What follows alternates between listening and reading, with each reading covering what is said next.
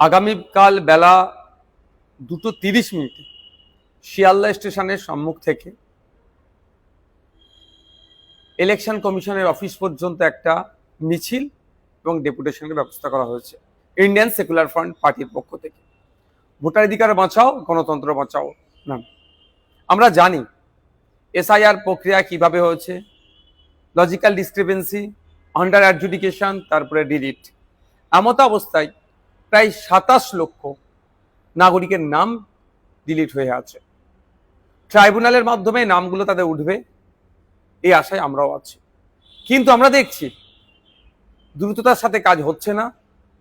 কোথায় হচ্ছে না হচ্ছে সেই আপডেটটুকু পর্যন্ত সঠিকভাবে পাওয়া যাচ্ছে না। তাই যে 27 লক্ষ মানুষের নাম ডিলিট হয়েছে, শুধু সেই 27 লক্ষ নয়, আপামার বাংলার মানুষ, আমার বাঙালি সমাজের মানুষ আজকে আতঙ্কিত।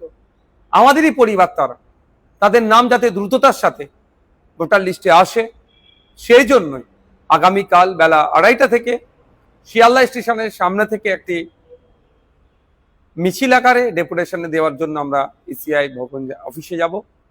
তাই সৌহৃদী সম্পন্ন মানুষের কাছে আবেদন করব, শুধু যার ভোটার লিস্টে নাম ডিলিট হয়েছে সে নয়, আপনার পরিবারের জন্য, আপনার প্রতিবেশী যাতে দ্রুততার সাথে ভোটার লিস্টে নাম ওঠে এবং চিন্তামুক্ত হয় এই 27 লক্ষ মানুষ।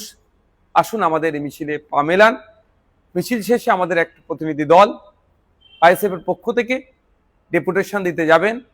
তাই প্রত্যেককে বলবো, আসুন আগামীকাল বেলা 2:30 থেকে শিয়ালদা স্টেশনের সামনে থেকে আমাদের মিছিল শুরু হবে।